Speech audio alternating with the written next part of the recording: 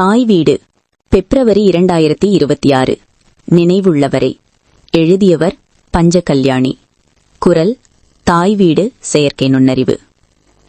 அம்மாவின் நினைவுகள் என்னை ஆட்டி படைத்துக் கொண்டிருந்தன. தம்பி, உழைச்சு சாப்பிடணும் என்று எங்கட ஆட்சி அம்மம்மா எப்பவும் சொல்லுவா என்பது அம்மா அடிக்கடி சொல்லும் வசனம். தாங்கள் சின்ன நில தங்கட அம்மாவிற்கு அடுப்பெரிக்க விறகு, கொக்காரை, பன்னாடை பொறுக்கி கொடுப்பது, சின்ன வாளியில தண்ணி அள்ளி கொடுப்பது, அவிச்ச பனங்கிழங்கிற்கு குந்து வாந்து கொடுப்பது, மாட்டுக்கு கிழிச்ச பனையோலையை தும்பாக்கி கொடுப்பது, தங்கட அம்மம்மாவின் சீலையை அலம்பி கொடுப்பது என்று பல வேலைகளை விரும்பி செய்வதாக கூறுவா. அதுக்காண்டி நாங்கள் விளையாடாமல் வேலை செய்யல. விளையாட்டு விளையாட்டுதான்.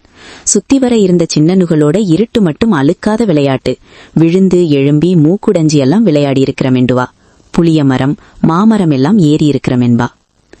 திருவெம்பாவை நாட்களில விடியவே கோவில் சென்ற கதைகள், திருவிழாவில காப்பு வாங்கின கதைகள், தங்கச்சீன்ற காப்பு உடைந்து போக தன் காப்பை கொடுத்த கதைகள், பொங்கலிற்கு வெடி கொளுத்தினது, தீபாவளிக்கு பட்டுப்பாவாடை வாங்கினது, வள்ளிய காட்ட தோசை வாங்கினது, காட்டையாட்ட கஜுப்பழம் வாங்கி திண்டது என்ற அம்மா 1000 கதைகளை எனக்கு சொல்லியிருப்பா.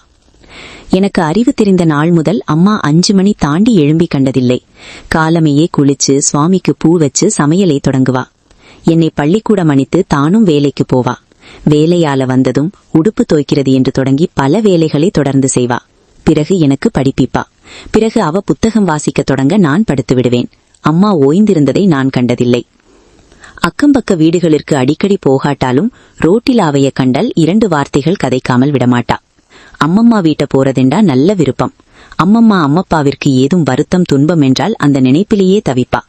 என்ற அம்மாக்கு மரவள்ளி கிழங்கு பால்கறி விருப்பம், சொதி விருப்பம், முருக்கங்காய் குழம்பு விருப்பம் என்று சமைச்சு கொண்டு ஓடுவா. சகோதரர்களுக்கு உதவுறதெண்டா கால நேரம் பார்க்கிறது கிடையாது. சகோதரிகளுக்கு பிள்ளைகள் பிறந்த போதெல்லாம் அந்த இடத்தில் நின்றா. கேட்கும் முன்னமே செய்து விடுவா. எனக்குள் அம்மாவிற்கு எப்படி இப்படி முடிகிறது என்ற கேள்வி இருந்து கொண்டே இருந்தது.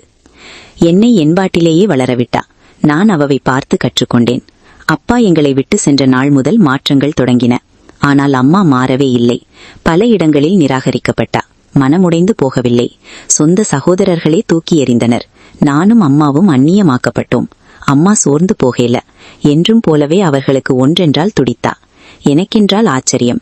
ஏன் அம்மா இப்படி என்று ஒரு முறை கேட்டு பார்த்தேன். அது அப்படித்தாண்டா என்று கண்கலங்கினா. அம்மாவின் கடைசி காலங்களில் மறதி அவவை ஆட்கொண்டது. அது நல்லதுக்குத்தான் என்று நான் நினைத்து கொண்டேன். அம்மா நினைவுகளோடாக என்னுடன் வாழ்ந்து கொண்டிருப்பா. என் நினைவுகள் மங்கும் வரை. நன்றி.